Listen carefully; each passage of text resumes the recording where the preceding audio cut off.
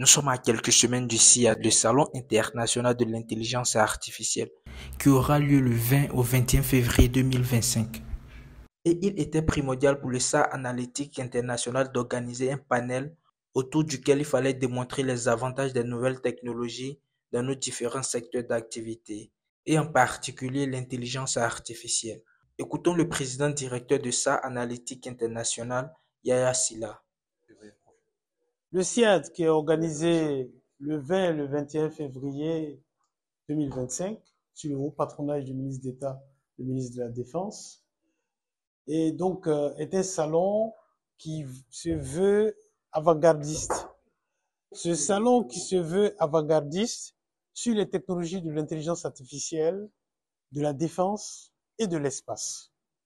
On attend, lors de ce sommet, des partenaires de technologie comme les centres spatials de Montpellier, tels que les agences spatiales africaines, et aussi au niveau de l'intelligence artificielle, nous aurons également l'ancien conseiller du président Obama, et qui va venir directement s'entretenir sur les stratégies de l'IA de manière générale dans le monde.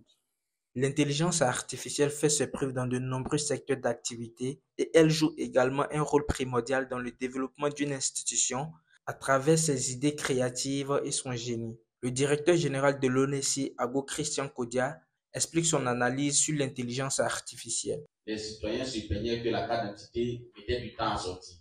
Et de moins en moins, ils trouvent que bon, ça met de moins en moins, maintenant, ça soit un peu plus rapide. Ça veut dire qu'il y a eu des éléments qui ont permis d'augmenter la et de aussi rapidement de pouvoir sortir ce qu'on appelle les anomalies. Un exemple, vous avez des personnes qui ont des noms, prénoms, et quelqu'un, Jean-Marc et puis Jean-Christophe, alors que c'est la même personne, ou quelqu'un qui a 2 extraits date de naissance, 3, il faut regarder dans les 690 ans d'état civil que la Côte d'Ivoire a, prendre toutes ces données et en un clic les agréger pour que l'opérateur se rende compte si les données alphanumériques sont pour la même personne ou non, pour pouvoir fiabiliser notre idée. Voilà comment nous utilisons l'intelligence artificielle. L'intelligence artificielle doit être un compagnon ou un assistant pour toute institution et elle révèle ses performances même au niveau sécuritaire.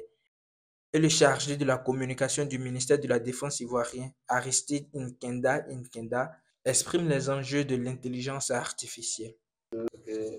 Le département de la Défense et la République de Côte d'Ivoire, avec le chef suprême des armées, le président de la République, attendent beaucoup de ce salon. Je crois que le modérateur a dit les nouvelles technologies, l'innovation technologique, l'intelligence artificielle sont un levier de puissance. Et tout à l'heure, à propos de puissance, nous parlerons de l'espace pour voir en quoi l'espace est un domaine de puissance. L'intelligence artificielle est en train de révolutionner le monde. Et Sally Ouattara, la directrice générale adjointe de SAR Analytique International, s'exprime. L'intelligence artificielle, c'est un élément de levier de développement économique pour les économies africaines en général et pour la Côte d'Ivoire.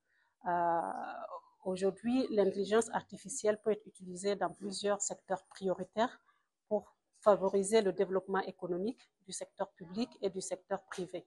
Parmi ces secteurs prioritaires, on peut parler de l'éducation, la formation, on peut parler également de la santé avec la détection précoce, par exemple, des cancers. Il y a également le volet mobilité, comment faire en sorte de mettre en place des outils qui favorisent la mobilité et le développement durable.